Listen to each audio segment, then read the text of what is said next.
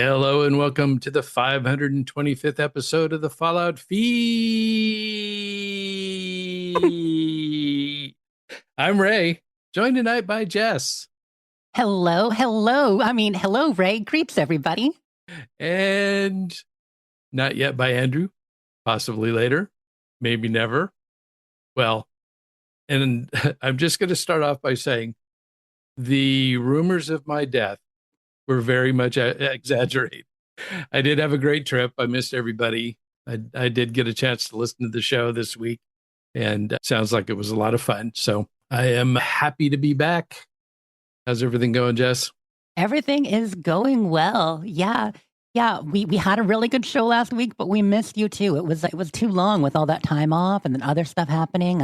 I think I heard from Andrew a little while ago something about going to some place in Ohio. I don't know. A lot of people talking about Ohio this week. It's strange. Yeah, it's weird. I can't imagine. I mean, possibly offensive to the people in Ohio, but that's a state that I've never been to and haven't found any reason to go yet. Ohio. At least you're not Delaware.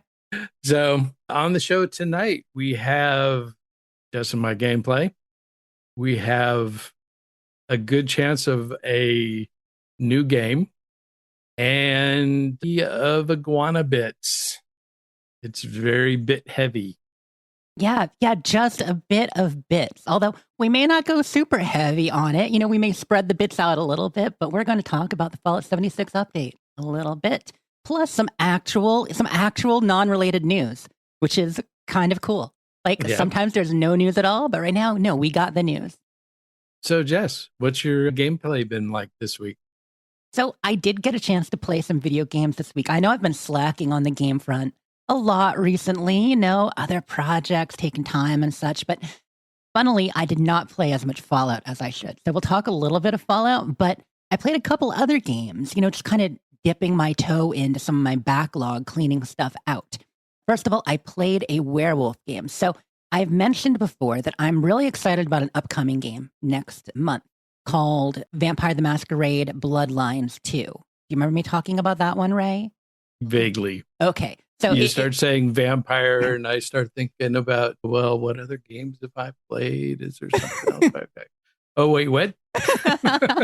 Yeah, I'm a huge fan of Vampire the Masquerade, but I know it's not everyone's cup of tea. But this is their hardcore RPG was Bloodlines back in the day. Well, they had two. There was also a CRPG called Vampire the Masquerade Redemption in the video game world. But they've made a few vampire video games over the years, but a lot of them weren't hardcore RPGs, even though the rule system is, the original tabletop game it's based on and a lot of other stuff. But Bloodlines 2 is long awaited because the original Bloodlines was probably, and this is off the top of my head, you guys, so don't throw tomatoes at me, but 2003 or 2004, I think. It was early 2000s. And it was good, but janky. That kind of RPG that we love that has a lot of jank in it, but you could be a character that could do almost anything. You know what I mean? You had a lot of rules, a lot of builds. It was very cool that way. And so they announced they were making Bloodlines 2. Probably, I think it was 2018 or so, maybe a little earlier. Anyways, it's been through a couple phases. The original Troika was doing it for Paradox, and then things changed. And then Hardsuit Labs, I'm sorry. And then they were moved off, and then developers switched, and now it's being finished by a developer called Chinese Room. Anyway, it looks great, but it may be more of a modern RPG a la Mass Effect or The Witcher, where you're playing a set character, than the kind of RPG that we generally love, which is, make various builds or characters play how you want. Slate. Yeah. The good thing about that, though, is that it's a little bit closer to the Fallout 4 route in that there are going to be 6 clans you can start as. Clans and vampires are basically your bloodline that you come from, and they kind of control some of your strengths and weaknesses, your power focus. There are clans like the Toreador are the artists. The Bruja are the more anarchist type in general, the more street-oriented. The Ventru are kind of, the leaders. They tend to be charismatic. They tend to be more into corporations and politics, those kind of archetypes there. So there are going to be 6 of those, and there are a lot of skills. So even though you're playing a character called Fire, they're going to be different. Anyway, long story short, what that means for me is I'm catching up on any random Vampire World of Darkness related games in my catalog. And in the last 4 years, besides a small battle royale and a pretty bad game called Black Swan, I think, they've only done visual novel type games, really. and I played a couple vampire ones, but also in World of Darkness, there's werewolves. Do you like werewolves better than vampires, Ray? So my experience with this is limited to Skyrim, and I don't like either one. I like vampire movies and shows and fiction, and werewolves I don't always like as much, but there is something kind of cool because I like the whole, I don't know, like outdoor action kind of excitement of werewolves, chasing through the trees and the woods and stuff. So they have a separate game in World of Darkness called Werewolf, and they did a novel for that. So it's pretty cool. It takes place in Poland, and you play through a character that is exploring their bloodline and their past, and they're from a clan of werewolves, but they didn't know. And so, anyway, I put like 5 to maybe 7 hours into that. I played through 2, 3 different ways. It's a choose your own adventure type game, like a lot of visual novels are, where there are a lot of branching stuff and branching quests. Did have a character sheet though, so it wasn't all it wasn't all visual novel stuff, but that was really fun. Then another game I've been super waiting for, and I have definitely mentioned this on the show, came out on Tuesday. Final Fantasy Tactics. So I know Final Fantasy, also a tune-out game for some people if you're not into JRPGs. But who doesn't love a tactics game? Exactly. And that's kind of where tactics come in. So Final Fantasy Tactics was a spin-off. Originally came out, I think, 97. Again, no tomatoes, but I'm pretty sure I'm right on that one. And it's based on the Final Fantasy world. And those kind of tactic games were were made by Nintendo at the time. Like you had Advance Wars. Advance Wars. You had Ogre. I think it was Ogre Battle Tactics or Tactics Ogre 64. There were a couple of them. And so Final Fantasy Tactics is their version of that. And what it does, it takes an RPG story, but all the action takes place on these essentially fight maps. So you know how like when you're playing XCOM, that's probably a good comparison. Did you play XCOM, Ray? No, that was Lee. That was Lee. Yeah, right. Lee's big in XCOM. I know a lot of our friends are. And of course, it resembles the actual battles. Okay. They do resemble that kind of tactics where, let's say, XCOM or Midnight Suns or whatever is tactics strategy. And then you have like Baldur's Gate 3 we're talking about, or all those kind of classic games. Wasteland 3, for instance. Those are computer RPG with tactical turn-based battle systems. In between is this kind of tactic system where it puts your characters on a map. You control a party of 3 to 6 characters, and then you've got enemies, and you're moving one turn at a time. You're casting spells, you're fighting, or whatever. It's essentially turn-based combat tactic maps, and then there's story in between. So I freaking love it. Oh, Mario and Rabbids. That's hilarious. So you're mentioning Mario and Rabbids for modern Nintendo people in chat. Yeah, and Lee says XCOM rocks. Oh, by the way, Lee, we may not have Andrew here tonight, but we have you. Lee.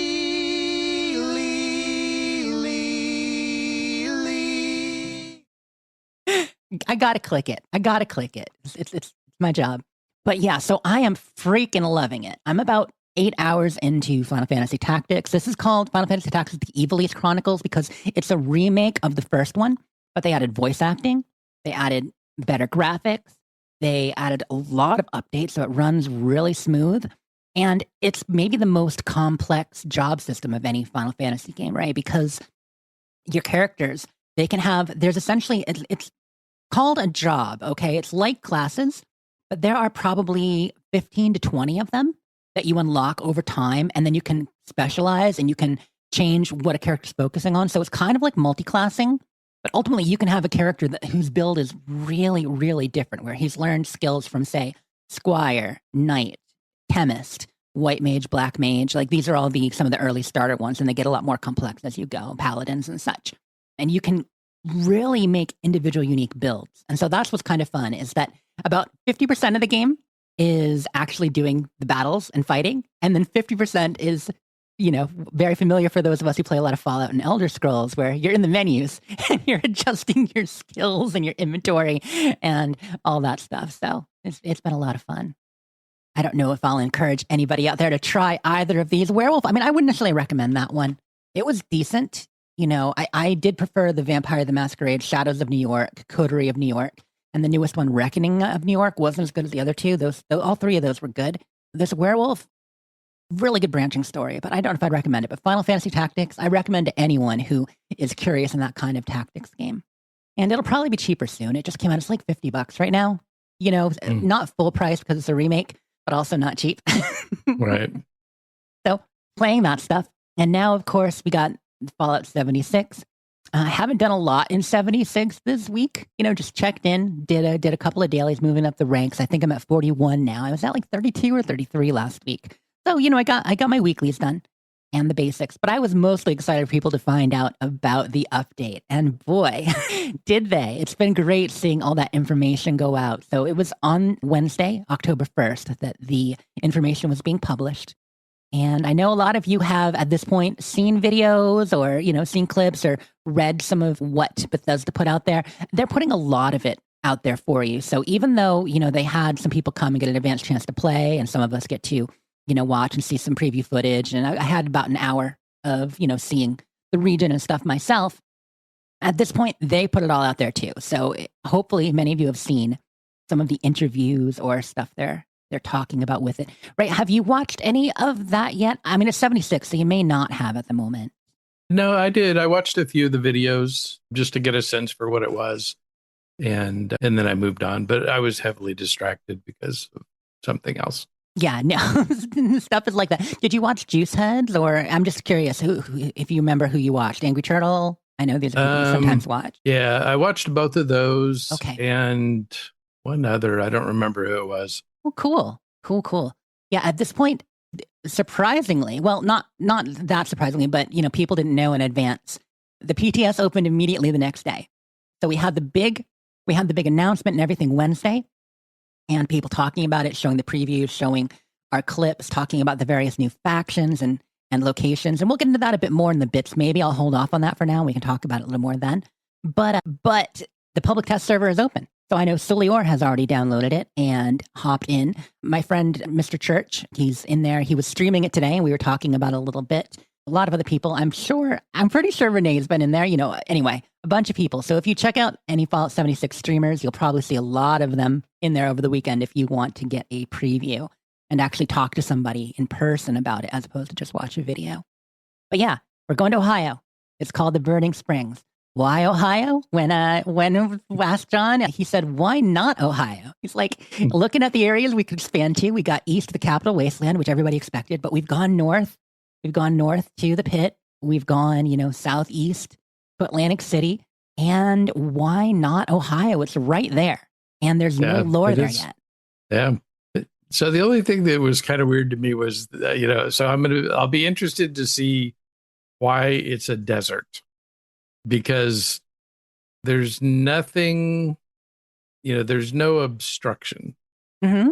So in order to have a desert, you have to have either a mountain range that stops all the moisture from coming across. Yep. Or something else. So I've got to see what the something else is. Speaking of no obstruction, let's get into that a little bit. So surprisingly, while it's connected to the map, it's not connected to the map in the same fashion Skyline Valley was. So Skyline Valley hooked up completely. You keep going south from the edge of the ash heap or the edge of the Savage Divide, you end up right in Skyline Valley. It's all connected.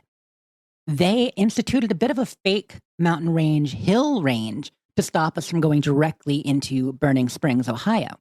And keep in mind, this is just a small part of Ohio. You know what I mean? We got a couple of cities in there, a couple of urban areas, but it's honestly the answer as to why desert is because it's a biome we don't really have yet in 76. Like, obviously, the Toxic Valley is a bit like that, but what it feels like somewhere between Capital Wasteland and the Commonwealth. So, in a way, it's bringing back that feel of the Fallout that we know and love from their previous East Coast games with a hint of the California TV show vibes, because they wanted to bring that in bad to tie it all together. Yeah. But they built a bit of a hill range so that you can get there across, following the story, across the bridge by Point Pleasant from the Mothman. But if you're trying to swim along the Ohio River and get to the other side, the Ohio side of the Ohio River, nope, you still can't jump up there. In fact, it's a little bit frustrating because if they had opened a little more of that, there were some great camp spots on the west side of that river we still can't use. So yeah, you can't go this way a lot of the way around, but it does cover almost that entire western section of the map in the Ohio River if you look. So like I was talking to you guys about when it was first, when it was just announced on Wednesday, It's about the size of the Mire-ish, maybe a little larger. Definitely larger than Skyline Valley. Good size, 25 to 30 locations. My favorite new location, Dino Peak. But I'll save talking about it more in case people don't want spoilers till the iguana bits. And we'll see how you guys go. But yeah, that's pretty much been my gameplay, unless you have more questions about the update already. We'll get to that later. Okay. Well, yeah, let's hold off on that and we'll do it a little more organized, just kind of running down some of my highlights. But that's it for my gameplay. Now, you have been away for a while. And I'm sure you didn't play on the road, although maybe you did. What have you been playing? No. So it definitely there's been a lot of gameplay time. There was that little, week off that the only games I played were games that involved under 2-year-olds. So I did. I was playing a lot of Cyberpunk. I've whittled that down a little bit now. So now I'm down to 3 concurrent characters from 5. Well, I guess that's good. You kind of focused. Aren't there 3 factions? It's basically one of each faction then in Cyberpunk? There are, but that's not how it ended up. Okay. They're all nomads.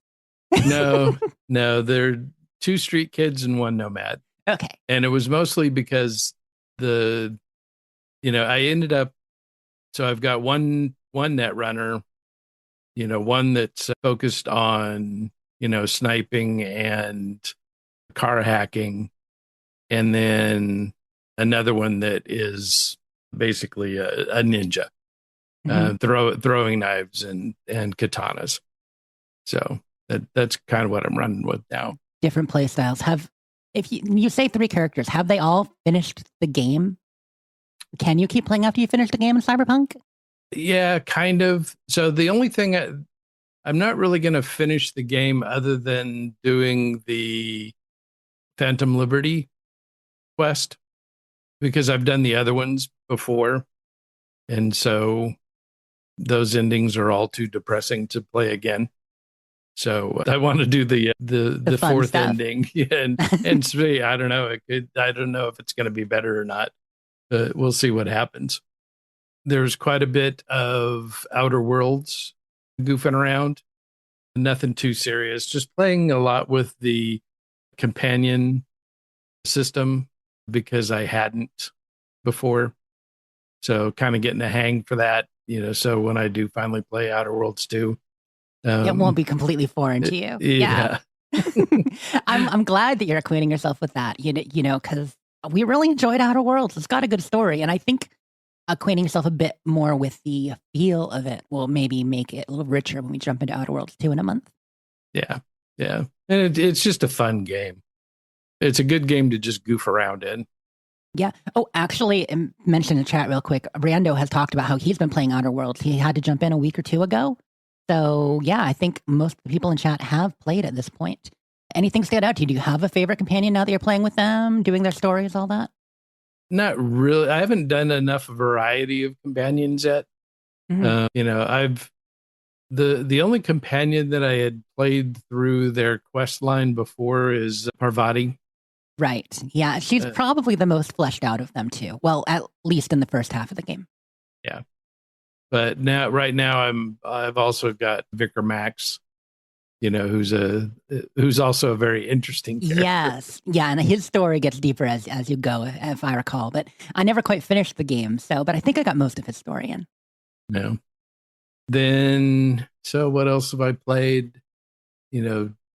Went through the No Man's Sky expedition a few times, played a couple of different characters in Skyrim. Mm-hmm. And I've been playing the unarmed character in Fallout 4. Going back to him, huh? I thought you were done with him for the most part. No, because I wanted to take him through the Cabot quest. Mm-hmm. Because with my previous character and the radiation. The radiation, right. You had jumped off your melee, your unarmed character to do the radiation character and something else. And so the limitation that I have on my unarmed character is that I'm only using brass knuckles. Mm-hmm. And I've kind of gotten to the limit of knuckles at this point. Now I'm having a really hard time getting through any meaningful dungeons without the mysterious serum. So, with my special and my armor and mysterious serum, I've got my strength up to 17. And so, I'm hitting as hard as I can with Knuckles. There really isn't much else I can do, to get it any To better. maximize, right? It's at this point, it's all skills. Yeah, because I've got the 12 in strength from specials because of the little tweak to drop my specials, my strength in special, so I could get the book and your special book Yeah, this in is where strength. Andrew would start saying, "Ray, is there any clothing I could wear that would boost my strength by two?" And I've got the Black Ops armor chest piece, hmm which gives me an extra point in strength and endurance. So, yeah, definitely, it's getting harder and harder to take out enemies. Yeah, I So, can imagine. And you do, I mean, what level are you at? Did you say? I am level 13. Okay, so you haven't gotten up to where you can use things like Blitz and all that. Blitz and Rooted would help with this character in Unarmed still, or no? Is Yeah, that no, it definitely okay? is. And I have Blitz, Okay, because that one, because I also have high agility, I got Blitz right away. good, good. Yeah, I can't imagine playing that kind of character without both. And was this a survival playthrough? If we're going back like 3 characters, 4 characters? No, No, it no. still wasn't. Okay, Yeah. good. It That would make it survival, much yeah. harder. Yeah, survival's too tedious for me. I put other limitations on myself. I don't need to do that too. So, Do you remember if you started this character before you did the Mad Jack and Oblivion character, or were they kind of at the same time? no, this was well after. Okay. Yeah, because this one I've only had for a short time. Okay. I started it after the radiation build. My mistake then. I thought you were going back a couple characters. This would actually be maybe the most recent then. Yeah. Well, I mean, Yeah, obviously we know you restart every couple weeks, but yeah. But then the world stopped on Tuesday what happened? because the update for Fallout London finally hit. Yes. Rabbit, rabbit, rabbit, rabbit, rabbit, rabbit. Pork chop sandwiches and toadstools. Yeah, what is it? Rabbit and pork. Rabbit and pork. Rabbit and pork. Now that it's officially out, I can remember the name, but Yeah. And so, so I jumped right in and started a new character in that. And it's good to be back in London. And one nice thing about having spent so much time in that game, hmm for the year, after it came out. yeah, you pretty much were like from last August when it came out until probably late spring, early summer. You were playing it almost constantly. Yeah. At least in the rotation. And so now I recognize all the changes, very clearly. And there's a lot of new stuff, new people hanging around doing stuff, Yeah, we should tell people listening real quick that Rabbit and Pork did come out on Tuesday, and you have to start a new character to engage with the new content. So unlike most DLC and stuff like that, because the entire thing is a total conversion mod, and they redid so much, they've added 30 plus quests, they've added a bunch of weapons and armor. There's side quests in the main story, there's side quests on other stuff. They said you really need to start a new character to do this. But some of the work they did, and one of the reasons why it took a couple months longer than expected, was because they also want to make sure their next 2 planned DLC, which will be what they wrap up with. They're doing probably 2 more DLC, will not need you to start a new character. Anyway, I'll let you get back to it, but I wanted to mention, that you had to, which is good because it lets people who procrastinate and didn't finish the game even better excuse to just restart. Yeah, there you go. So yeah, there's some stuff that I've come across so far that I haven't been able to start because you're a brand new character. I found a flyer, that announced this event at the Crystal Palace for fans of Constable Cruel, who's their Judge Dredd character. Cool. And so I got to get out there, but it's a really tough area. And so I need to open up Westminster first. So that's what I'm working on.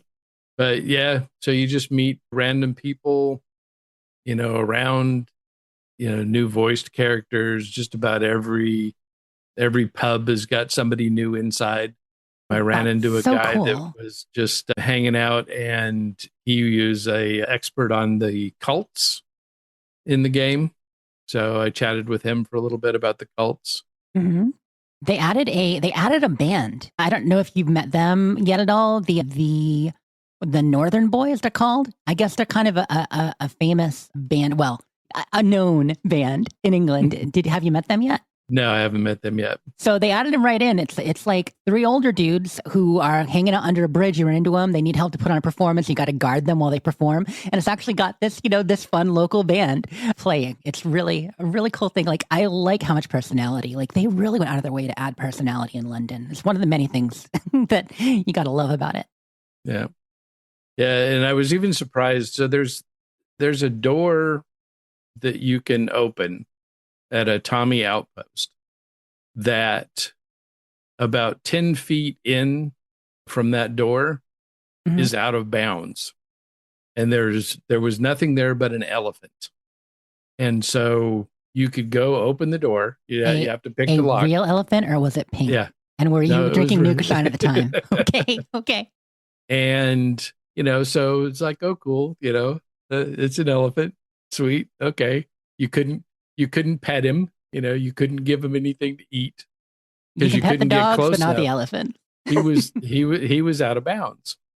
And so I got to that door and I'm like, oh, all right, I got to see what but well, they put a vendor in there. No There's way. there's a girl with a bunch of Brahmin, and I can't. I should have written it down because I can't remember now. But it's the name of her shop is Utter something. Oh, of course. Udder. Yeah. I'm impressed. So, can you pet the elephant now? No. Very disappointing. Yeah. He's still out of bounds, but just inside the door in bounds is this new vendor.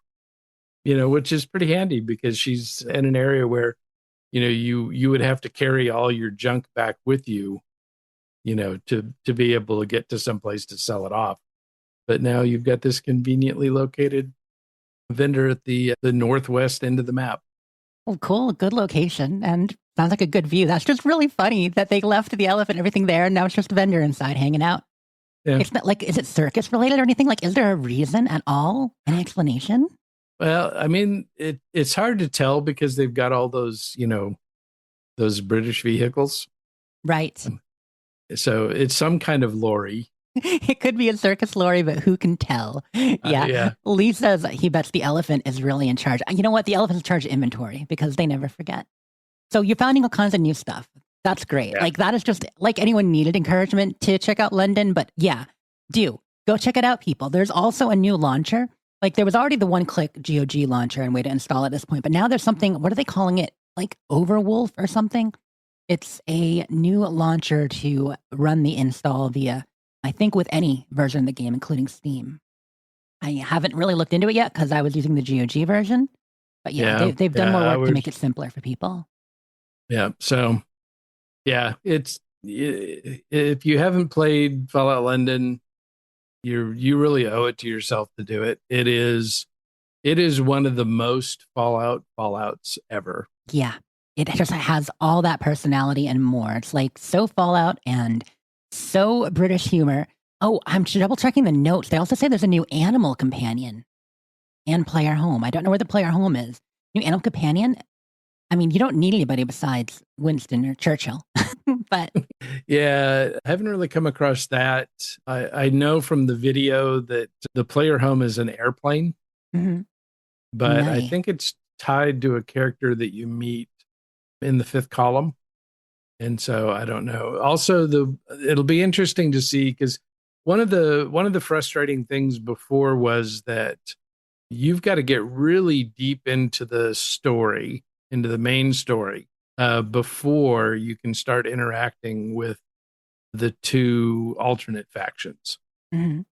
So the fifth column and Camelot are both blocked until you get to a particular spot in the story that is, reasonably deep. You have to have gotten into Westminster and started in on the main story in Westminster Right, in order to before get into you the fifth column before you area can and get to such. them. Yeah. Now, according to the notes, they've made it so that you can interact with those factions earlier. Oh, wonder how that's going to happen. So I'll have to check that out. I dropped a quick list of the highlights in our Discord chat. They say 80 fully voiced NPCs with 8,000 plus new dialogue lines. 80 fully voiced NPCs. That's as much as the early games had in total. 30 Right? new quests, 30 new weapons and armors, 70 random encounters, new animal companion and player home, new content for early faction introductions, that's what we were just mentioning, and thousands of bug fixes and improvements. But, Yeah. it's still on Fallout 4. So I'm sure it's still got its quirks.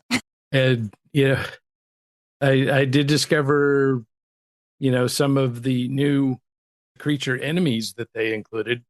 And I got to say, I'm not happy. Oh no, are they tough? What is it? Ticks. Tim, rude. We had enough of those in 76. We did not need them in London. They call them limers. And they are nasty and they're tough and they're hard to kill. Is it spelled like Lyme disease? Lymer? Yeah. Oh, Yeah. gross. And then they also added ants. And the interesting thing about the ants is they have big giant ant hills. Oh, really? Yeah. Do they come out like a volcano, like just spewing ants all over you? Fortunately, they don't. It's not like an endless stream of these hard to kill that creatures. Would be so bad because ants can be tough, as we know from Fallout 3. High level ants, especially if are they fire breathing ants? Are they fire ants? Not that I've come across, but so Thank far goodness. I've only found one nest so far. Just wait till you meet the queen. Oof. Yeah, and I didn't try to go inside to see if I could meet the antagonizer. That would be interesting if they brought some of those characters. I mean, they probably won't. They probably won't, but who knows? I'm just really impressed with everything they're adding. It sounds wonderful. Yeah, it's so much fun. So yeah, definitely give it a try.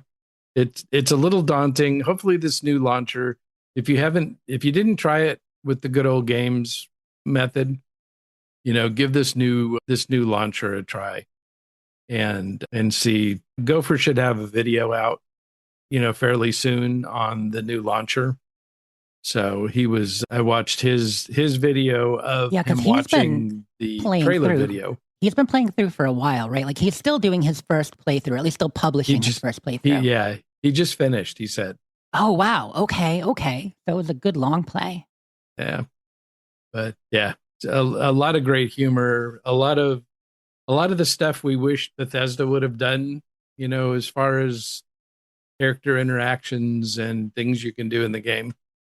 But, the other thing is, so I'm kind of on a little bit of a companion kick at this point because I never did Kira, the treasure hunter, all the way through her quest line. Mm-hmm. So the only two that I've completed are Mad Jack and Mountbatten.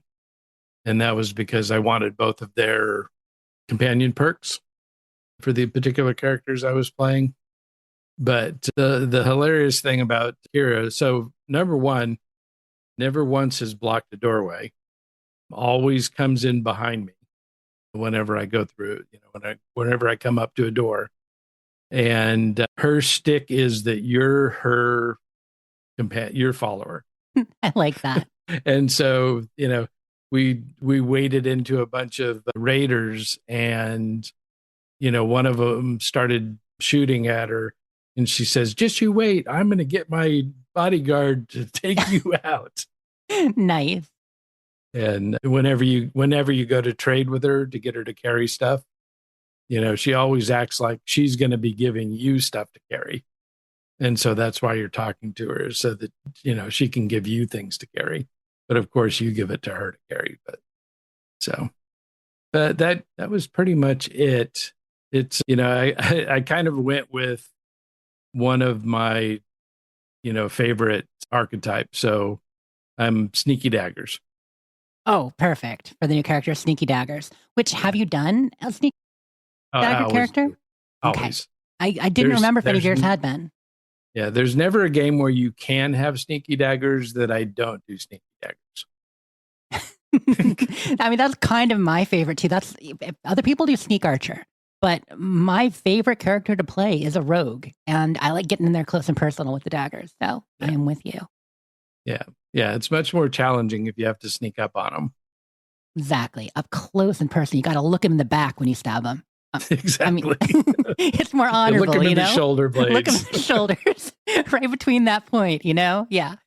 So I was. No Lee. Sneaky Daggers is not the poor man Sneaky Archer. It's the rich man, it's the brave man Sneaky Archer who's willing to get in close. The Sneaky Archers are like the sneaky snipers. They're so far removed from the actual act that they've already forgotten by the time the bullet strikes their target. But yeah, so it's that's the one I'm running through right now. I thought because one of the things that they added was blackjack. Oh, you can actually play blackjack? Yeah. And so I thought as I got started, I was thinking, oh crap, maybe I should have played a high luck character.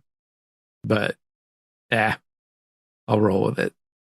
And the character can change as you play anyway, right? Somewhat. I mean, oh yeah. You can take perks and in a special skill. So absolutely, yeah. Depending how long you're in this playthrough of London, it sounds like you might be in it for the long haul again if they've added that much. We'll see. Yeah. Most of the characters that I've started in London, I've taken all the way through. So the only one that I can think of that I didn't was my Beefeaters character. Because none of the factions really wanted a Beefeater in their team. Not really. No, because it wasn't. They didn't really specialize in beef, despite the name. Yeah. You always have to worry that somebody will, that they'll get hungry in the middle of battle and chop you up. Looks like meat's back on the menu, boys. Yeah. So, but yeah, good times. I'm glad you're back into London and everything. So I was really quickly, Andrew, he's loaded up a bunch of his sound drops in a folder. So I was just downloading a little bit when we were finishing up there. And that's why I was looking away for a second. And they're not really well labeled. Like I'm trying to figure out what's what. So I just grabbed 10 of them to go into game time. So let's see what we got here. Hold on. Let's see what we got. What's that Dr. Pell? That's that Dr. Pell. Okay, that's a good one. That's not game time though. Hold on. Claptrap. Oh, crap. Claptrap. Hold on. Wait, is it Sarah? I podcast from my gaming bed. I would podcast from my gaming bed if I had one too. For those of you who don't remember, that's our friend Sarah Vasselsauce. I podcast from my gaming bed. Love it. Love it. We still talk to Sarah pretty regularly when she's on Dames and such. But awesome. Okay, I think this is the one. What time is it? Game time! Yeah, that's definitely it. So you guys, it is game time. There's only a party of one today. And so you might think, how do we play a game? How do we play a game when there's only one, right? How would you play a game when there's only one person? Well, so if there was only one person, then you would have to ask that person questions, but you would need somebody to compete against them. Right. Who would we have to compete against? I mean, not AI. No, I mean, we could, but no. Well, we do have a cluster of actual intelligence. So that is kind of an AI. Yes. Instead of artificial intelligence, it's actual intelligence. Hello, chat. Those of you who sometimes answer the questions while we're asking them anyway, chat, do you want to compete in a brand new game on the Fallout feed tonight? And there was much rejoicing. Everybody's like, sure, let's do it. Okay, you guys. So it's time for the new game show. You've heard of Are You Smarter Than a Fifth Grader? Well, the answer is probably no. I mean, yes, for most of us. But here's a new one. Are you quicker than Ray Butcher? So I am going to ask Ray some questions, and whoever answers first gets the point. So it could go to chat and all you guys in there, and I'll shout you out if you get it. Or it'll go to Ray if he's faster. So the way I'm going to do these questions, let me pull it up. I've got kind of a theme. So I've got a theme of spooky locations from Fallout games and spooky vaults or vault locations, vault tech locations from Fallout games. So we're going spooky. We're going spooky. We're doing kind of like a riddle wowie. Okay. So instead of being which one is it anyway for which game it's in, I'm going to give you a riddle or a description of the location, a kind of funky one, and the game it's from. And you guys need to let me know if you can figure out what location I'm talking about from the game. We're only going to do 3, 4, New Vegas, and 76 on these. So not too obscure. Okay. But I wanted to make it a little bit challenging because otherwise, I'm sorry, but Ray's going to beat all of you. Ray will beat all of you. So let's go. Okay. Are you ready, Ray? Ready as I'll ever be. Okay. So Fallout 3, Echoes of Evil and Haunted Ruins. What location is this in Fallout 3? Haunted Ruins. Dunwich Boars building? Oh, building. Yes, Dunwich Borers building. It is the Dunwich building is correct. Point for Ray, but chat almost had it. So you guys get what you're doing now? Get ready to answer. Get ready to type, y'all. Get ready to type. Okay. This one might be a little harder. Fallout 3 again. Cannibal Suburban Nightmare. Fallout 3. Cannibal Suburban Nightmare. People are searching. People are quickly typing. They're trying to figure it out. Arfu. Oh, close. Oh, Morning Star. You're getting there. You're getting there. You got the right first letter with the Arfu. I'll give you 5, 4, 3, 2, 1. Okay, y'all. The answer was Andal, which is the house with the cannibal family. They invite you in, you start to eat, you go to sleep, and then you get attacked. They're cannibals. Cannibal family. I don't remember them. Okay. Yeah. So it's Andal, and they're on the far west side of the map. So, not everyone has seen it. I don't think we've ever really, we've talked about them when we played Fallout 3, but it's been a while. Yeah. Okay. Let's try this one. This is in Fallout 3 and 76. Noodle Factory and Espionage. Noodle Factory, Espionage. Mama Dolce's is... Point to Rando Wasteland. He got just a hair ahead of you. Yes, it's Mama Dolce's. Mama Dolce's. Good job, Rando. Good job, Ray. And yeah, they're an Italian foods location, but they make a lot of pasta. It's not just like sauce and stuff, right? So Noodle Factory. And Espionage, because of course, for those who don't know, they are a communist front. Yeah, we're not grading on spelling, y'all. No worries. Okay, next up, Fallout 4, Pirate Rex and Raider Hideout. Pirate Wreck, Raider Hideout. Mm-hmm. Fallout 4. I can The give North a hint. Star?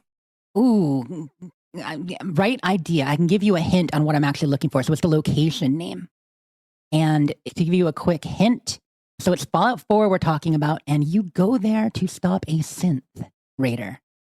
Oh, Libertalia. Libertalia, correct. And in chat, we had Rivet City with people thinking about the ship. Yes. So I was looking for Libertalia, a bunch of wrecked boats, and Raider Hideout. Okay. Fallout 3 again. Nuka-Cola Fan Shrine. Nuka-Cola Fan Shrine. Girder Shade. Girder Shade, correct. Are you quicker than Ray Butcher? I don't know, chat. You've only got him once so far. Okay, maybe twice. Let's keep going. So we have 2 left in my first section. Okay, how about this one?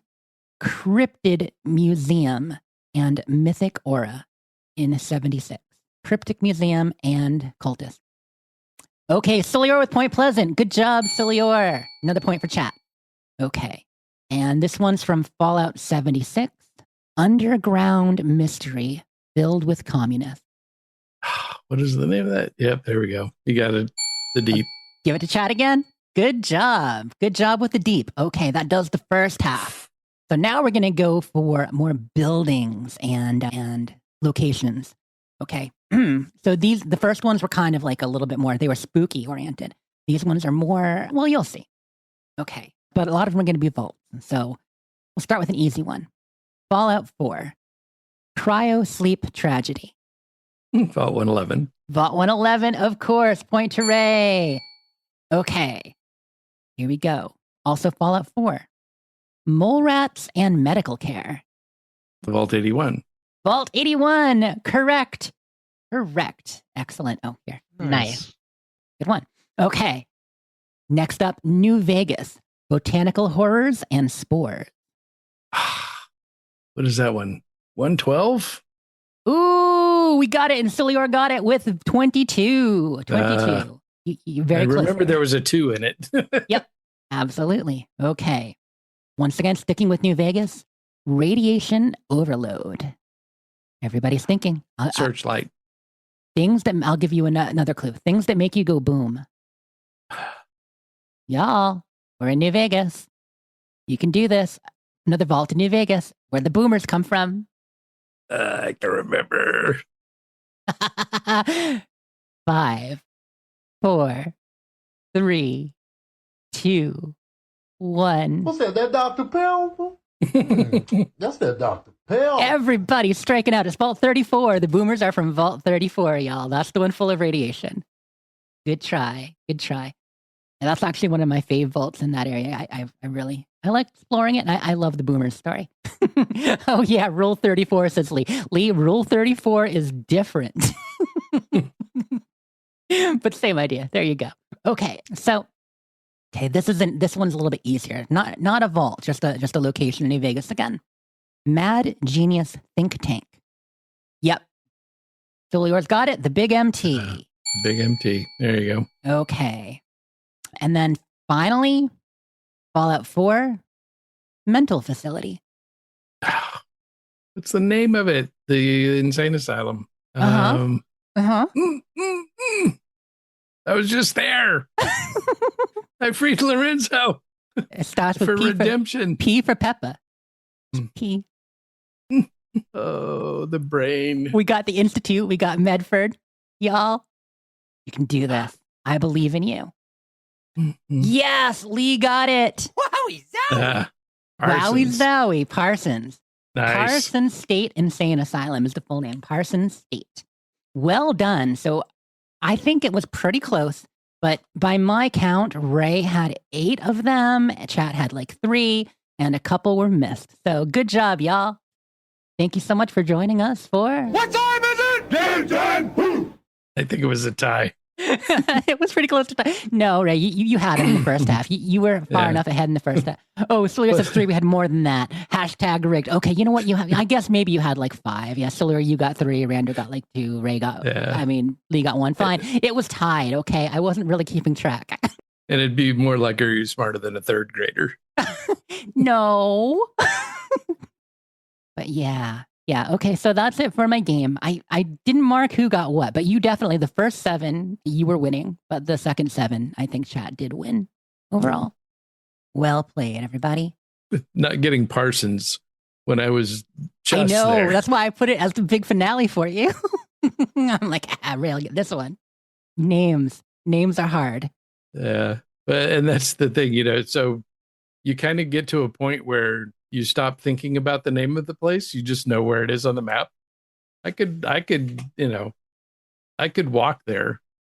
When I edit this episode down, I'll go back and I'll actually check who won more when I'm not, clicking a bunch of buttons at once. And I will announce who the actual winner was, whether it was Ray or chat. I do think it was Ray by at least 1, but we'll find out. Yeah, I don't know. I think it was chat. It might have been. They think it was. But hey, if it can't be rigged, it's not worth playing. Exactly. I'm like, am I even in control if I'm not rigging it? Come on. That's how I establish dominance. I mean, that's where I pull the perks. Exactly.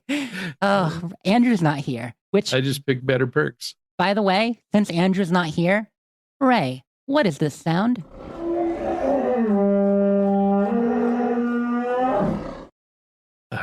That is the dulcet tones of the Vuvuzela.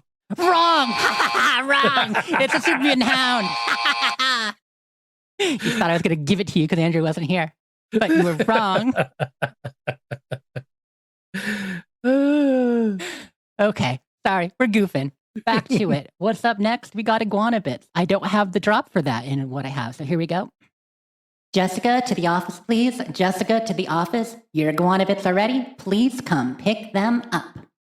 Why, thanks, Jess. Appreciate that. So let's see. What do we got on the bits today? We got a few things happening. So first up, obviously the big thing is 76 update, but I want to hit some actual news first, Ray. So a fun thing that was a total surprise to me that I just saw in the news today. I want to share everybody knows. So every month, Amazon Prime does little Prime gaming deals. And since a lot of us have Amazon Prime, there are free games available, but you got to go by the, Amazon gaming page to check it out to get them. And a lot of times we don't. Well, this month, they are giving away both New Vegas and Fallout 3 free with Prime this month in anticipation of Fallout Day and the show coming out. So the week of the 16th, Fallout New Vegas will be free if you don't own it on PC, of course. These are PC codes. And the week of the 23rd, the week after, Fallout 3 is free. These are going to be GOG codes. So if you already have it on Steam, but you want it on GOG, get it on GOG. It'll be completely free for Prime members. So yeah, just go to your Amazon Prime account, check your account perks, and go to gaming, and you can get the codes there. I think everybody listening probably has them, but maybe not on PC or GOG. I'm thinking, anybody over 18 that doesn't already own New Vegas and Fallout 3 are getting their Fallout feed subscriptions canceled. No, don't leave us, people. If you're only a 476er, don't leave us. And we all know that, Fallout Shelter is the best Fallout game anyway. Said that for you, Andrew, because you're not here. Next up on the bits, vote for the Modus Files. Y'all, so the Modus Files, a podcast that I and a number of our friends are on, long-running, 5-year podcast, and we officially wrapped the main story this summer. Final episode went out this summer, although there's currently Wasteland Wanderings with Trader Red, which is kind of a 4th season of shorts, a bit of a segue between the original show and the new show. But Modus Files is up for a Signal Award again. So we've won a Signal Award in the past for fan favorite. This time we are up for interactive, I believe it's called the interactive fiction category. I will put the link in the show notes, and I will share the link in the chat again. And I just ask, all you got to do, just log right into the link, click the link that's in there, click it, click it. Just please click it. I'd really like to get another trophy, but click it and vote for the Modus Files for Best Fiction Podcast. It deserves it. And hopefully you guys have listened. I know many of you have and many of you haven't, but yeah, we wrap the show and it's a pretty tough competitive category. Now we're actually in there against a Batman podcast, among other things. And last I knew, we were beating Batman by like a couple percent. So I want to keep that up. But yeah, so I will drop the link in both the Discord and the show notes to click. You need to have a Google account or whatever and just say, you can create an account, but that's, that can be annoying. But if you got Google, you use that. You click in, you vote. You can also check other categories and vote for them too, of course. But the only one I'm asking you to vote for is the Modus Files, Best Fiction Podcast of 2025. Sweet. Yeah. Had to put a plug in the bits there. Okay, now let's go from one of my favorite things to one of my least favorite things. Ray, did you know that the internet was on fire again this week? It's bad when I know about an Xbox thing. Yeah. So it was an Xbox thing, y'all. If you haven't heard, on Wednesday, they announced, Wednesday or Thursday, anyway, I think it was Wednesday, because it was the same day as all the excitement about the next 76 update.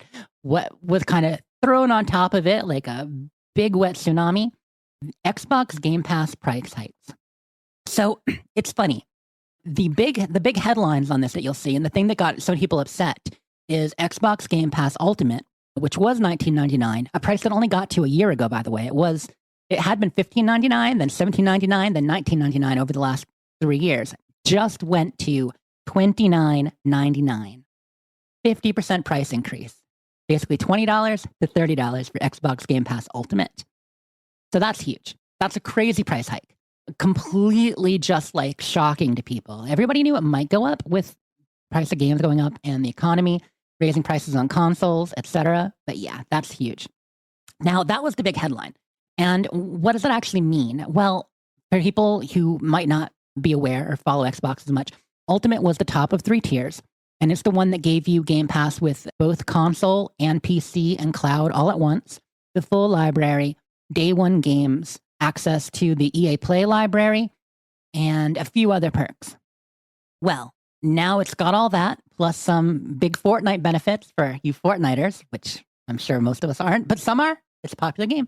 And you now have the Ubisoft classics in there too to add value. Obviously, is that $10 value or something a lot of people are going to use? No, maybe not. So that's pretty upsetting. But here's the deal. Here's the deal. Oh, also Silly just reporting that the Modus Files is still ahead of Batman by 4%. Let's go. Vote Modus File. But lost in that news is the fact that they actually made the middle tier and the low tier better.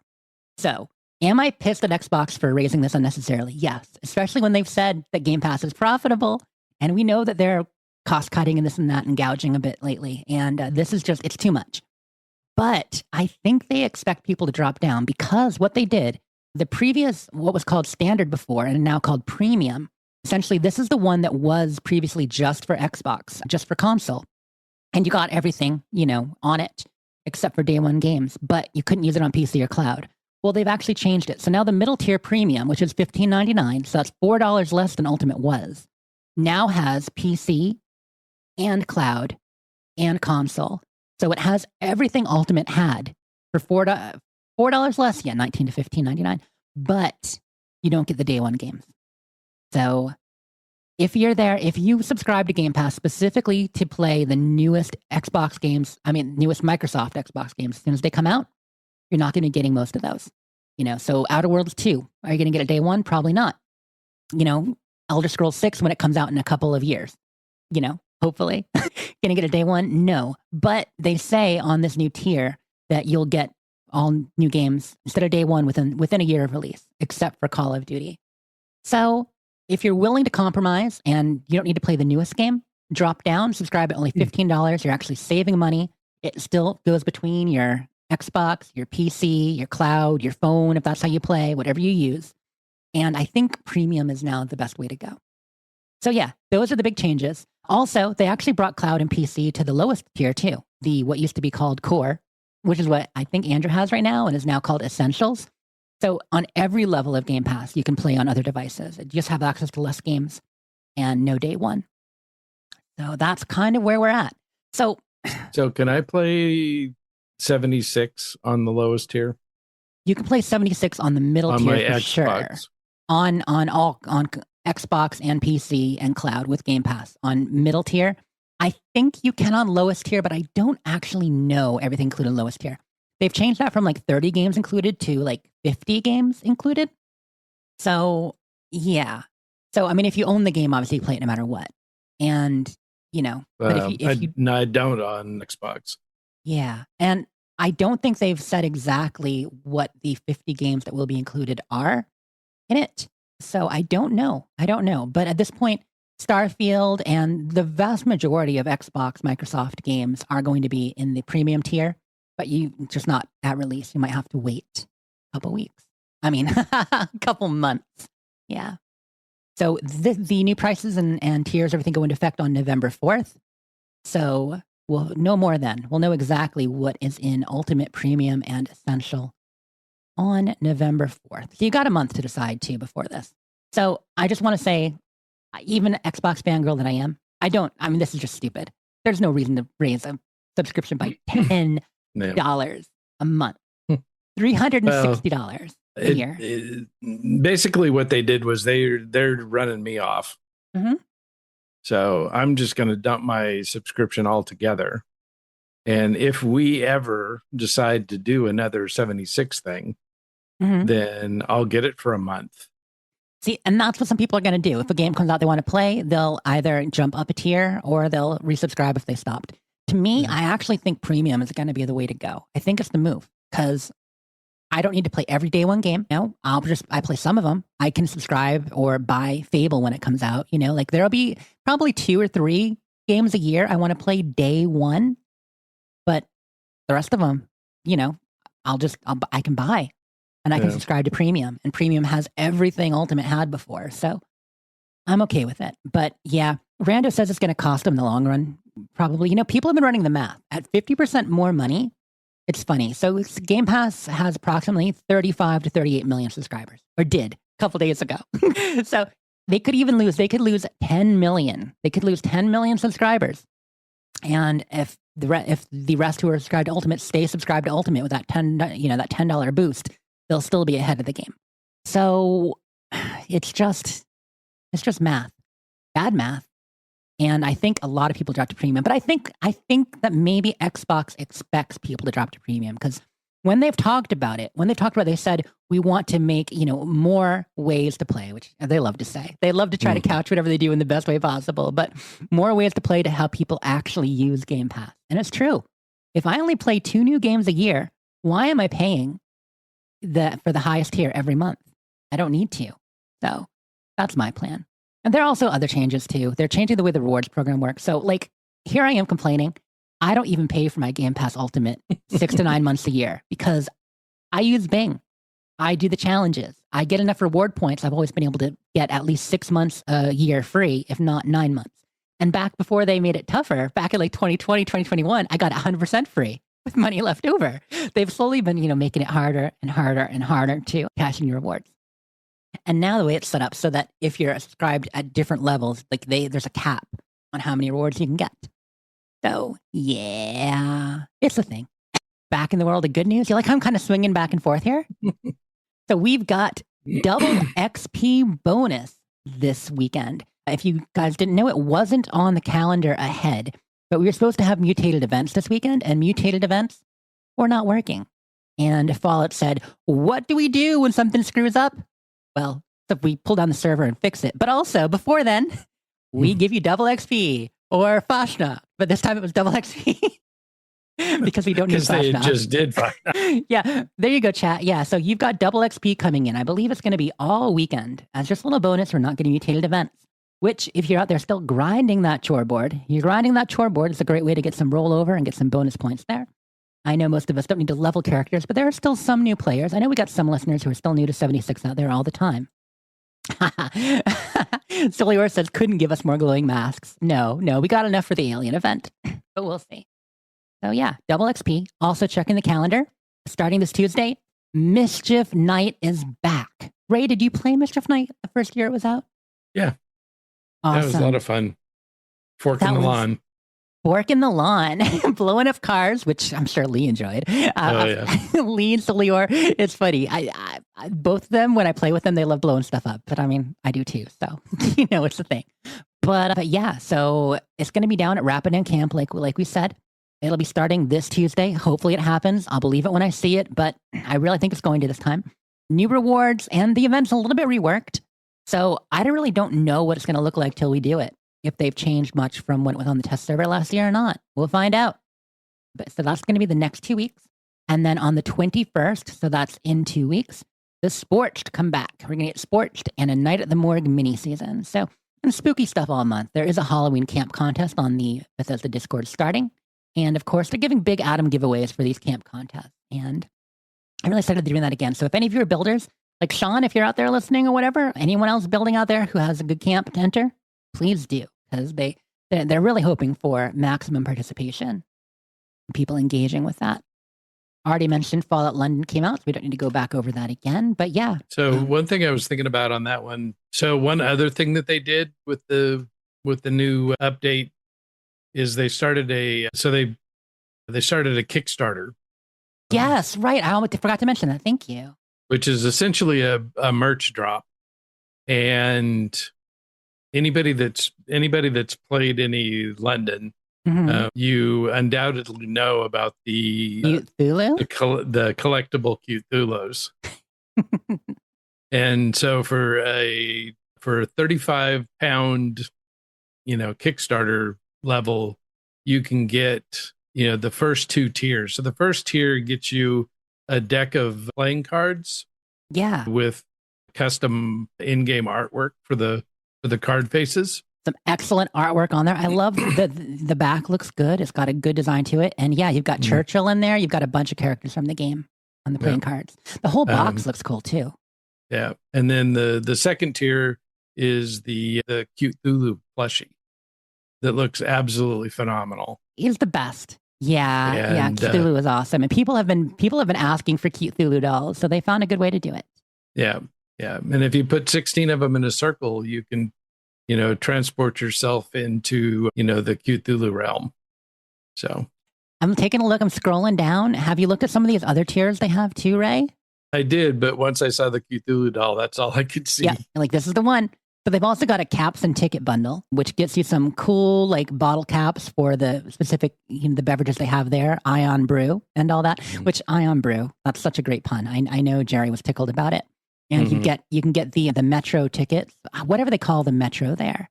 You get the tickets for it. Tube tickets. There you go, tube tickets. Also, there's a game design compendium where they actually went through and they did a bunch of their. You know how games do art books? They actually took the time to create an art book and explanation for the entire Fallout London world. There's a lot to it, and you're not going to believe this, Ray. A canvas bag. Yeah, that was such a great troll. It is a Team Full-On branded canvas bag inspired by the British Mark VI gas mask issued to the troops in 1939. This rugged canvas bag, it's not nylon, y'all. It's not a Bethesda canvas bag. This rugged canvas bag blends historical authenticity with everyday utility. Crafted with durable materials, they are just rubbing it in, durable materials, and the mistakable V-stitched front panel emblazoned with a faux leather patch. This is more than a merch bag. It's a tribute to wartime design. Yeah, that was priceless. Yeah, that was so great. And, you can put your cute Cthulhu in it, so that's perfect. Yeah. So they're in there, and, there are various tiers you can do. They've got shipping estimates depending upon where you are. Obviously, like in the US, we're paying between $20 and $30 shipping on whatever we pledge. Canada is between $30 and $40. The UK, it's only £750 to £1050 because I think they're shipping from the UK. But yeah, so looks awesome. I'm glad you mentioned the Kickstarter because I had it, but I didn't actually write it down. So I might have forgotten it. But it's so good. Yeah, I'm excited about that. Back to London. That's just awesome. So the last thing we have to talk about. Is it really back? You're right. It never left. Well, did you ever go? To London? Of course I did. Did you? Come on. I put a good 25, 30 hours into it. Okay. I only got to level 12. I mean, it was a good month of playing. But yeah, I haven't been back. Ever since I got the new computer set up, I got it half set up, the game reinstalled, but now I have to do a complete reinstall. So that's perfect. Yeah. It was just a problem getting the mods that I had before, I don't know. Yeah, with the update, I just went without the mods. So the only thing that I might add back is the photo mode. Yeah, that is such an important mod for sure. But all the other, game assist mods that I had in there, I don't need anymore. It runs great without it. Yeah, I like that they've incorporated a lot of that. So there is the whole Fallout London mod category on the Nexus, and I'm sure some of them could still be useful. But yeah. I was running like 20 some mods before with it, and I probably won't need most of them anymore. Yeah, they fixed almost everything that I was running mods for. So that's awesome. I have to go back in and add photo mode because I did it gets a little tricky to take pictures without it because it's not on Steam. Steam has a really easy way to screen capture. Right. Is it just like F12 or print screen or something over there? F12. Yeah. Mm-hmm. But Good Old Games doesn't have that in theirs. Yeah, they don't have a built-in overlay. At least I don't think they do. They've got their Good Old Games Galaxy launcher, but it doesn't have an overlay, does it? Not that they made, clear enough that I noticed it. Right. And there are photo tools with NVIDIA and such. Like there are other outside programs you can use. But getting rid of the HUD and all that, it's difficult. Whereas the photo mode mod, it works like a charm. It's not quite as good as 76, the photo mode, but it's almost, it's up there. It works. Yeah. So the last thing to talk about on the bits is the Fallout 76 update, which we already talked about a little, but there's a lot to talk about. So, let's just kind of go through some of this. Like I said, a lot of it is out there now. There are some great videos on it. Bethesda has done some talks, but the name of the new region to explore is Burning Springs. They are planning on bringing it out on December 17th. As far as I know, that's the targeted date, December 17th, same as the new show launching, or right around then. Let me just double check the calendar. Yeah, the 17th is a Monday, so right around the time that the show comes out. It might be the 18th, depending, or it might be the week before, but that's what they've been saying. So Burning Springs is a region of southeastern Ohio rocked by nuclear destruction, but also poisoning from the local Abraxadine chemical plant. So you mentioned about why it's deserty, why it has that feel like the Commonwealth or the Capital Wasteland a bit. And it is because of the Abraxadine chemical plant there. It's a desolate and barren wasteland now with a dust storm, and everything's kind of coated in what they're calling rust. So if you guys don't want any spoilers or whatever, I would duck out now, stop listening for a bit, because I'm going to get into a few specifics. But if you don't mind a few spoilers and just kind of talking about the way it's set up, I won't go into big story spoilers, just the basic setup. So one of the first characters you meet in the story, well, obviously, I think everybody's heard you're going to meet the ghoul. After you get in there, the ghoul will invite you. He is in the area because of bounty hunting, and he's going to be stationed at Highway Town. Highway Town Hub is a huge new town there. However, you get into Burning Springs itself by crossing the bridge in Point Pleasant, and there's a whole quest line. You start the story, you follow it through, and you're going to end up being captured by the new boss of the area. The boss of the area is the Rust King. The Rust King is an intelligent super mutant, actually very intelligent. So it's really cool to get another like talking intelligent super mutant happening. But this one is not good. He is a Raider King. So I won't talk about the story too much, except to say that through a series of events, you end up, escaping after you've been captured by the Rust King and all that. And we're brought in there. And now you can explore the area. There are about 25 new locations, 20 to 30. I'm just going to say 25 is a good round number. I haven't seen them all. I've seen several, though. Very well themed. One of the great things about it is that there is an urban area again. So one thing we're missing in the main Appalachian map is many urban areas, right? Like we have Morgantown, that's great. Morgantown is a city for real. But none of the other cities, Watauga too, of course, city of the future. I guess that is a city. But Watauga has a different vibe, because it's all robots and more spread out, a little bit larger. Whereas this feels more like a city in, once again, the Capital Wasteland, or even, Concord, like the outskirts of Boston. And so there's Athens. Athens, Ohio is a big city you're going to. I believe there's a second smaller town there too as well. So your big locations are the Rust King's domain. You've got the Athens, Ohio location. You've got a couple other city locations and some cool, fun locations. Dino Peak is one that I wrote down that is my favorite new location. It's a mini golf. I love mini golf. It's got a cute dino mascot, and I'm seeing it, and I'm just like, okay, we better get a plushie. We better get a Dino Peak plushie. The trash cans there are like little half-broken dinosaur eggs. It's very Flintstones-esque. It's like a Flintstones kind of themed mini course a bit, but the eggs look kind of like Yoshi eggs. They're great. Thank you. Sullivan mentioned Albany is the other town there, which is small. Albany and Athens. Now, the actual city people live in, there is a town and player hub in the new location. And that's actually going to be maybe the biggest part of it. In fact, they're calling it their first intentional player hub. Now, I would say that, for a while, the White Springs was a player hub. In the early days of the game, White Spring was a player hub. And then I thought they'd make it a serious player hub, except when they turned it into the refuge, it became instant, so only 4 people could be in at once. So that wasn't good. I mean, it didn't work as a hub when you made it so people couldn't all go in at once and see each other. So then the next real player hub, besides, of course, at boss events, like in a way, Fighting the Queen was a player hub. But then the next player hub was at Nuka World on tour. That became, in my mind, a real player hub because everybody, they'd be fighting the giant beaver or they'd be doing other stuff. And they had every crafting bench, every crafting table, scrap, legendaries, everything right there in the area. And so people were treating it like a hub quite a bit. But that was maybe the closest we've had. And every time we get a hub, like it just gets more and more spread out. Well, they want Highway Town. The name of the town is Highway Town to be a hub. It's actually a mix of exterior and interior. Yeah, like Crater, Foundation, they never became hubs either, Like, the Wayward a little bit more than them, almost doing it smaller. Just people would go there to talk to Smiley, get some, trade in their gold or whatever. And they go to the other places for bullion. But yeah, just like we didn't have a hub. So they want this to be a hub where if you go there, you'll run into the players. So it's going to be some outdoor and some indoor. The indoor is instanced, but it should be a multiplayer instance. So I specifically, during the Q&A that I had with the developers and where we got to see some preview, I asked a couple of questions. And one of the ones was I asked if Highway Town Hub was the only new city area, the non-hostile one. And of course, being coy, John said, well, I'm not saying it's completely non-hostile. So there we go. But I asked him if it was instance, and he didn't actually mention if it was instance to the point where you could only have 4 players, but I don't think it is. So, yeah. Yeah, so Highway Town Hub. Now, it's going to have a lot of vendors there, a lot of crafting. It's got pretty much everything you need, which is why it could be a hub.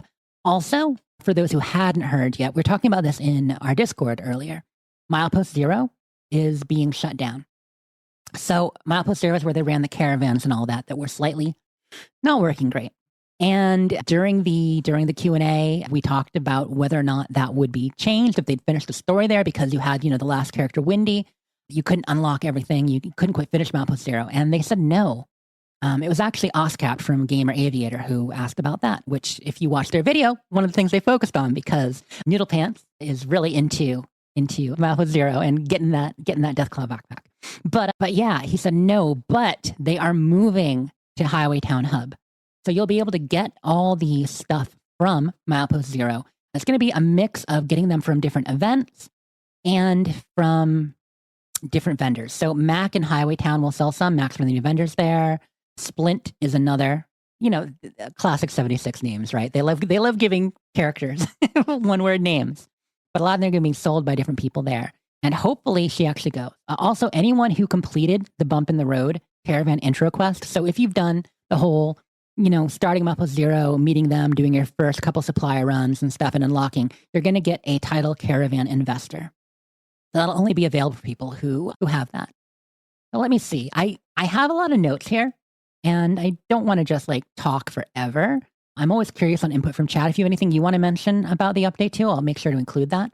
But so keeping on going down, once you're in there and you've done the story, there's actually a lot to do with the story that I'm not getting into, but it's also just the first part of the story. So they have said that they are planning multiple DLC in the future, that they do have a larger roadmap still, and that this will be continued. I know a lot of times they've started things and not continued them. We thought we'd get a 3rd expedition by now. We thought we'd get an expedition every year. Well, we haven't. We only got the 2. But they've done more with it than we expected. So, positive, negative. We thought we'd get more raids. We only have the 1 so far. But who knows? We'll see. So, yeah, they're saying the story should keep going. And this is going to set the stage for a lot of new stuff. Couple new systems. So, first new system is bounty hunting. Bounty hunting isn't just with the gold. There are a couple ways you can bounty hunt. But there are 2 levels of bounty hunting. So grunt hunts are where you start. And those are essentially what you'd expect. There's a bad guy. They did a thing. They stole a thing. You got to go. You got to take them out. You got to kill all the enemies and get the loot and bring it back. Okay. So kind of like Ward, except it's a little tougher, a little more interesting than chasing down a thief who stole water. What is it that people always steal from Ward? I forget what it's called. Some kind of a thingy. Meter. Yeah. Oh my goodness, that thing. I've gotten so many of them for him. But grunt hunt's a little bit funkier than that. So, it's fun. It's not too hard, but they've got mutations. They're a little tough. However, they could drop a premium bounty poster when you take out a grunt hunt. And as you go up, you'll get more of these bounty posters. Now, the bounty posters start a headhunt. And the headhunt is a challenging server-wide boss battle. So there are, I believe, about 20 locations where they can spawn at this point. I might be exaggerating a little bit, but there are multiple locations they can spawn. In the new region, I think the grunt hunts can take you outside the new region, but I definitely know that there are a number of ones for the headhunts. And headhunts are a specific enemy. They get a cool name. They get a cool look. In fact, Ray, we might get your antagonizer there. If not in Fallout London, we might get him there. Because didn't I see that the Mechanist is going to be in it? Yeah. Yep. One of the enemies you can fight is Mechanist related. So I mean, obviously not the Mechanist from 4, hundreds of years later. But yeah, you've got Mechanist related. You've got different cultists. They're giving you a high level, overpowered enemy. Not necessarily imposter sheep squatch level, but tough enough that it's a server-wide challenge, and they keep spawning other enemies around them. Kind of like the way the Scorched Beast Queen will keep bringing in the Scorched. Or Earl, if you're fighting Earl, will keep dropping Wendigos. and you got to fight all the Wendigos. So, it makes it a tough battle. So those should be really fun. And Didn't the mechanist, the girl, say that she found the armor and put it on, and that's she did because it looks like it's the same armor.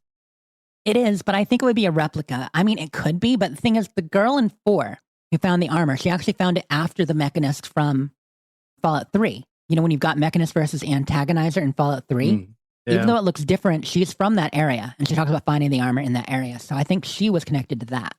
Okay. I'd have to look up the specific dialogue again, though, to remember exactly how she was related. Yeah, that armor looked different. It looked different, but it's also, everything in Fallout 3 looked different than Fallout 4. They changed the art. Protectrons look different. It changed. But yeah, so bounty hunting will be head hunts and grunt hunts. There's some cool rewards, server-wide. Everybody get an announcement. It'll be cool. There's a bunch of new legendary mods, which, sorry, Will, you think you got them all? Scrap more, roll again. That goes for all of you. A bunch of new legendaries. We'll get into those. There are also new public events. So these will be fun because, I love a good event in rotation.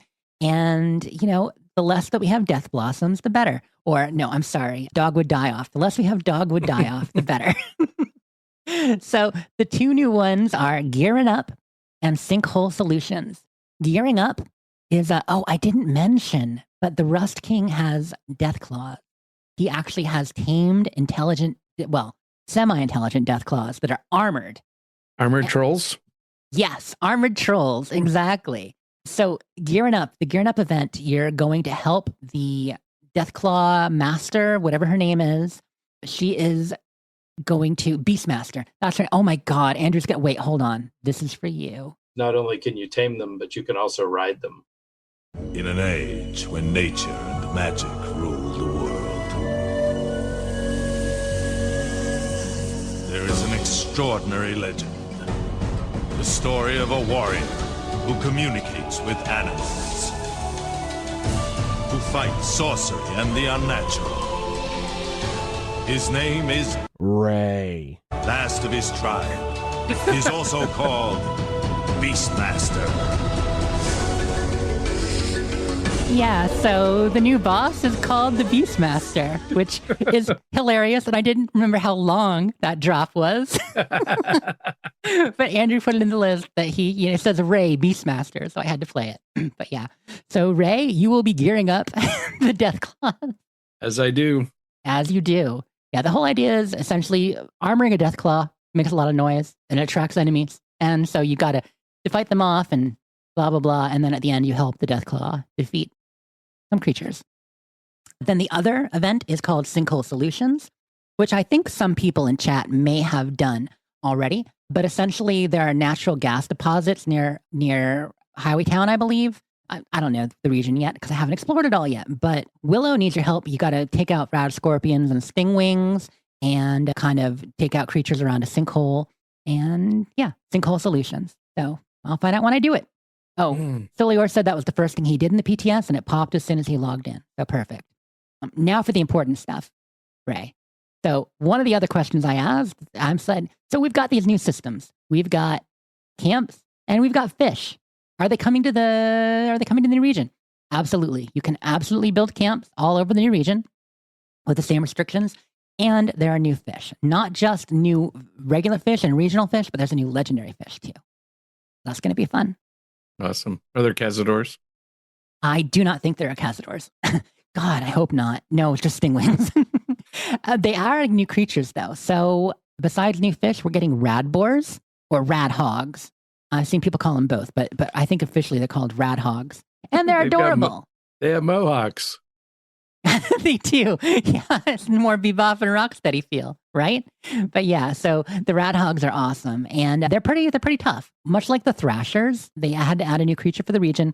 Now, I don't know if there are any other large creatures, but at least we've got the radhogs. Not only will there be radhogs to fight, but you're going to get a radhog pet. So they're testing how that works right now, but you can have a radhog at your camp. And that would be awesome. I would love it. There's a new weapon, the hand cannon, which is based on I believe it's based on the Ghoul's gun. Yeah, that hand cannon looks awesome. I've seen people already trying it on the PTS, and it looks like it's really good. They're fixing the emote wheel too. This isn't like necessarily part of Burning Springs, but it's going to come out at the same time. Essentially, they are combining a couple categories of emotes that don't have many in them. They are spreading other categories out. Basically, it's like the follow me and team up categories are going to be under help and social now. So they're kind of taking those 4 and making them into 2. And then they're changing miscellaneous and some of the others to spread them out a little bit. So that'll be good. Gleaming Depths, they are changing how the raid works. Again, this is not Burning Spring specific. They're changing the raid, which you're not going to be able to farm the Robit EN06 like you used to. There are some people unhappy about this, of course, because that was popular. Because the hardest part of the raid is the second part out of the 4 or 5, where you're doing the mole miners with the Fist of Doom, who can kill you in one punch, and the drill. So people often, would farm the Robit. Well, now you're not going to be able to get the best rewards. So gonna have to team up. Gonna be hard, but we'll see how they change that over time. There are combat changes and everything else coming, but yeah, the big stuff is all the Burning Springs. Can't wait for people to explore it. You're going to be seeing a lot about it as people do the PTS over the next month, and then of course it should be coming for us for real in December. I'm just checking my notes. So a couple little things. Oh. The impression that I got of the whole thing is that it's much more focused on multiplayer. In all of the the different with the new boss and the upgraded bounty quests, that are going to take multiple people to be able to pull off. Definitely group participation in that stuff. Yeah. Yeah. The events will all be multiplayer and the headhunts and stuff will be, but the story is still going to be, solo like it already is. And there should be a good story and lots to explore solo over there too. So looking over my notes, this is officially the 23rd major update to 276, and technically the 60-second patch. So if they were still doing like patch 5, 6, 7 like they did the first couple of years, this is update patch 62. But it's the 23rd official named update they've done. Yeah. In fact, one note I have, there was a specific comment John made when we were talking about it, that this will be, Ohio Burning Springs will be the best place to adventure with friends. So yeah, I think you hit the nail on the head there, right? For kind of what they're trying to do. Rust King, he really is badass, by the way. Also, I didn't see who voiced the Rust King, but I think it might be Wes Johnson again. I think they brought him back because I'm listening to like, is that Wes? I think that's Wes. I don't know if you guys know. I haven't actually looked it up yet. Dino Peak is the best new location. I love it. I want a Dino Peak stuffy. Other locations, we've got Athens, we've got Highway Town, we've got Albany, Fort Steuben. Fort Steuben is another new location. It's pretty cool. The night sky. Oh my God, you guys. So the sky is a little different there too. Like all the biomes, not only is the regional different, but the night sky has more of an aurora feel. It's got some color. It's really beautiful. So my photography friends, you are in luck. And besides that, and the ghoul content, that's pretty much all I got on Burning Springs so far. But more info will be coming out as people actually explore it. What do you say, Ray? We'll see. I don't know. It's possible that I'll come back To check it, to try it. Yeah. I mean, you have it installed on PC now, right? Oh yeah. Yeah. Well, okay. yeah. I think I have it on one of my PCs Mhm. still installed. But my main gaming computer does not have 76 on it right now. Yeah. So And soon I won't have Xbox. So right. Yeah. No, absolutely. I mean, unless you decide to just drop down, but why would you? Unless just subscribe when you're going to play something and don't when you're not. And I think that's the way to go. Because I mean, I think I might have played 2 other games, on PC. I don't play anything on Xbox. Right. So, and they weren't really, games that I cared all that much. Atomfall was fun, but, it wasn't really that fun. It was an adventure. It was fun. Same with Stalker. Did you play Stalker through Game Pass? No. Stalker I bought. Makes sense. Yeah.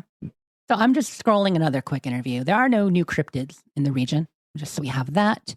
There's definitely a lot of canon info and stuff like that. Obviously, a lot of story happening there. So that's going to be really fun. There is no recommended level, Ray. You can go over right away if you want to jump in on that part of the story. And with, level scaling, it'll scale to you. But probably you want to be, 30 or 40 before you go. Yeah. I can't imagine starting a new character in 76 at this point. You've started enough.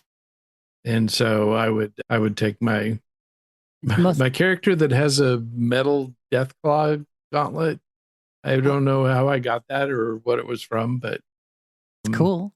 I went in because after the last roundtable we did on 76, I ferried the the valuable loot over to that character while I still had Fallout First, Right. because I just got that for the roundtable. And Steam still sends me reminders. Boy, you don't have Fallout First anymore. You're like, yes, I know. I'm okay. I don't need it. So yeah, I don't know. We'll see. I'll wait and see what everybody thinks after it's actually live. I mean, that's just it too. Yeah, after it goes live, we'll see. And they could still tweak some things. We've still got 2 months for us out. The most appropriate characters for a lot of us, besides our main, is we just did a 76 roundtable this spring where we did all the expansions. Where we did Steel Dawn, Steel Rain, and Skyline Valley. I'm trying to think if there was a specific name for the quest line, but I think it's just called Skyline Valley. So that character would make perfect sense to take into this, or a new character. But yeah, so we'll see. I'll wait until after a couple of hot fixes. Absolutely. One other thing, there are some people who are questioning bringing the ghoul over. I mean, I just think it's damn cool they're tying the TV show in. When I first heard that they were going to tie it to the TV show in various ways, I'm like, well, what are they going to do? Are they going to give us an expedition out west? Like, that was actually my first thought, was we'd get an expedition far out west. Like, they'd come up with some explanation why we'd go, and we'd actually be, in NCR territory around LA or something, or, former NCR territory, or maybe around New Vegas or something. But no, they're bringing in the ghoul, which is cool. But some people are like, well, that's awfully convenient. I mean, yes, it really is awfully convenient that, yes, we get the cool character from the TV show, but canon-wise, lore-wise, does it work? Of course it does. So, well, and he's the only one that would. Right. He's the only one that would. Like, who from the TV show would have been alive back then? Well, a few of them were in cryostasis. So, I mean, they could be woken up, brought over in a vertibird, show up for a little bit, and then go back to sleep. But no, the ghoul's the one that makes sense. But this is, at this point in the 76 timeline, we're about 28 years after the Great War, because we started 2102, 2103. We're either in late 2104 or we're going to be starting 2105 at the time of Burning Spring starting. So that's 28 years after the Great War. So that's plenty of time to make it from California over toward the East Coast for whatever reason. We know he wanders. And that gives him also another, 2105 to 2296, another 191 years to get back over to California. I think we're good.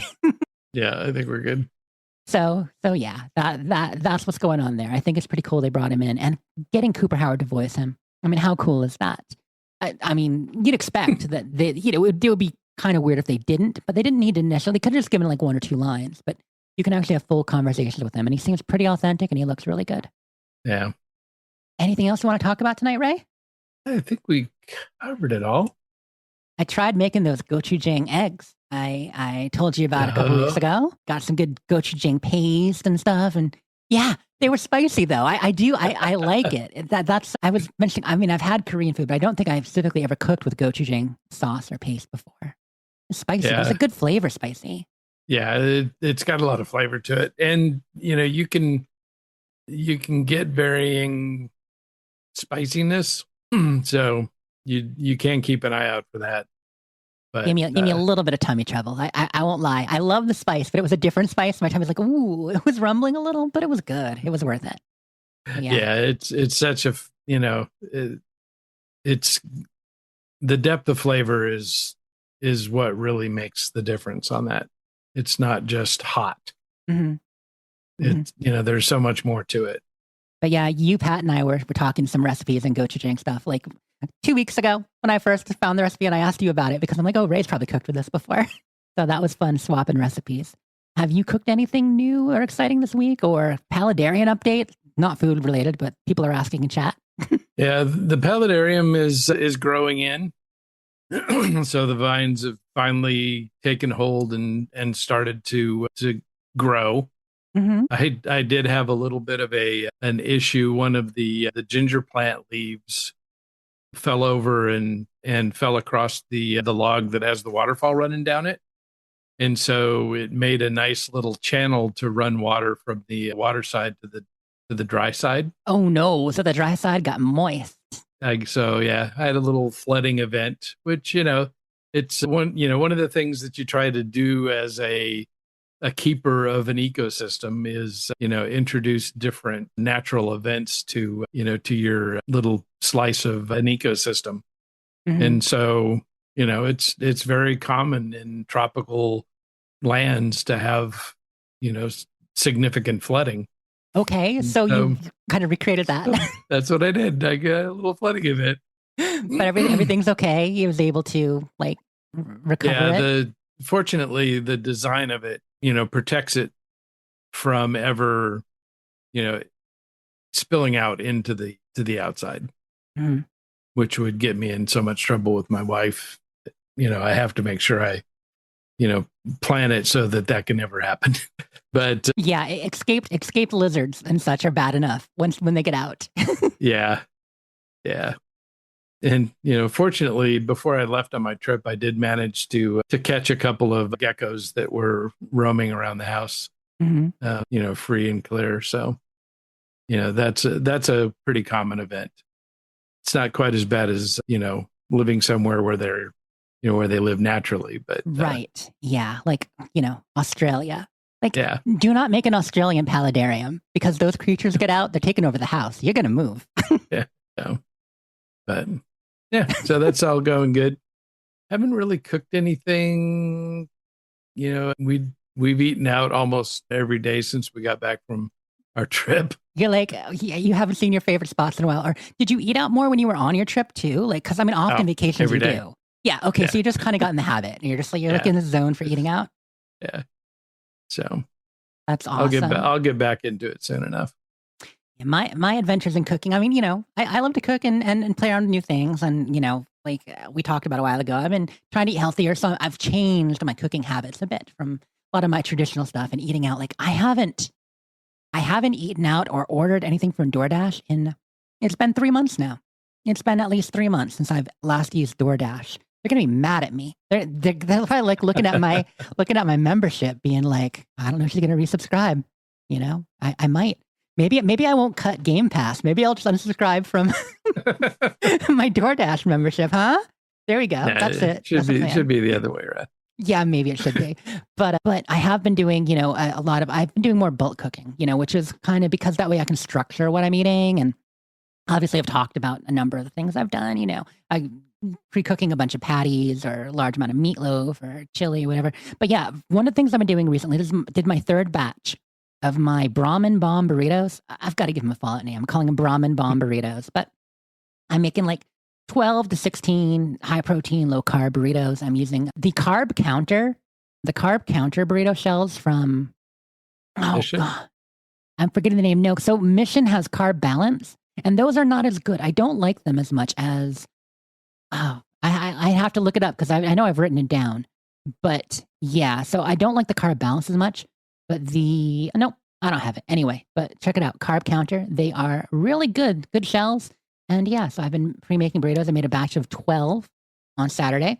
I froze 6. Well, I actually made 14, but I ate 2 that day. So I froze 6. I kept 6. They're gone over the course of the week. So I'll unfreeze the next 6 for next week. Nice. Yeah. Fun way to go. Trying different sauces and stuff like that. And of course I did. I pick up the gochujang paste, and I'm very proud of my hot sauce collection right now. I'm up to probably at least 7 or 8 hot sauces in the fridge. Good. Oh, nice. Yeah. The way it should be. Yeah. Well, cool. Yeah, I'm just about out of my habanero sauce. I got to make some more. Ooh, yes. Homemade habanero sauce. Yeah. A little goes a long way. Habaneros are spicy, for sure. I just saw that Tabasco brand is now doing multiple sauces. They're doing a serrano sauce, a habanero sauce, and jalapeno. So I'm gonna try all of them because I like Tabasco.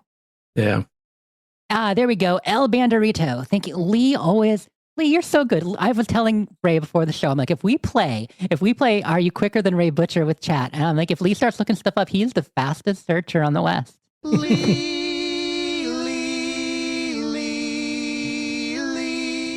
That Google foo. You got it in spades. Well, you want to wrap up, Ray? I think we should. Otherwise, we'll really get into the weeds. We really will get into the weeds. We have more food talk. We'll start talking pudding and jello and all. So shout out to Bob, everybody in chat tonight. We had Bob stop by, Bali stop by, Lee, Rando, Celior, Randy, Mr. Rand came by. We had Slimy in chat. Yes, Slimy is a person. No, it's his nickname. So everybody who stopped by live chat tonight, thanks so much. Always good to see you and chat with you and hang out. Really appreciate it. You can find him at RayLB on the Twitters, I believe, right? Yep. And of course, listen to Butcher, Baker, Candlemaker, and Space. And If we could ever get our schedules line up again. Do you have anything coming out for either Butcher Baker or Skyrimatic? No, I think all of those are out. We'll probably record a Skyrimatic here in the next week or so. Yeah, you just had one out about a week ago. I think while you were away, weren't you? That one dropped. It was a good episode. Last episode of Skyrimatic. I really enjoyed it. It might have been 2 weeks ago. Yeah, and hopefully next week we'll record another episode of No Man's Sky. So we'll see if we can, with 3 people in different time zones and, different responsibilities, those poor working people, they're so hard to get lined up. They are. In this batch of drops, the Andy drop, I actually have a gen drop. So here's a gen drop from the Candlemaker from Butcher Baker. Thank you for letting me torture you. I have no idea the context that you said that in, but Andrew has it in the drops. So yeah, it's probably for Baker if we're talking about torturing somebody. Yeah, that's so true. Well, awesome. And on my side, just got all the usual stuff. You can follow me at Sleep is for Tea. The show is at the Fallout feed. You can find us over on Twitter still, but more on the Facebook group. That's Skyrimatic Podcast and the Fallout feed Facebook group. And of course, in our Discord. Links are always links to all the things. Links to our Roundtable character generators, links to the website, links to the Patreon, links to the Discord, all in the show notes. So check those, and links to vote for the Modus Files, which you should do with your Google account or some other way. Get in there, vote for us. We're going to beat Batman. Oh, okay, Ray. Well, thanks so much, and we will see you all in the Wasteland. Thank you for downloading this episode of the Fallout Feed Roundtable. If you are interested in doing a play-along character with us, the show can be contacted by emailing falloutroundtable@gmail.com. For the Roundtable schedule, our Amazon link, and all other show information, please head on over to asapodcasting.com, where you will find the Fallout feed, a Skyrimatic podcast, our YouTube channel, the Chatterbox, as well as other content. Once again, thank you for downloading, and we'll see you in the Wasteland.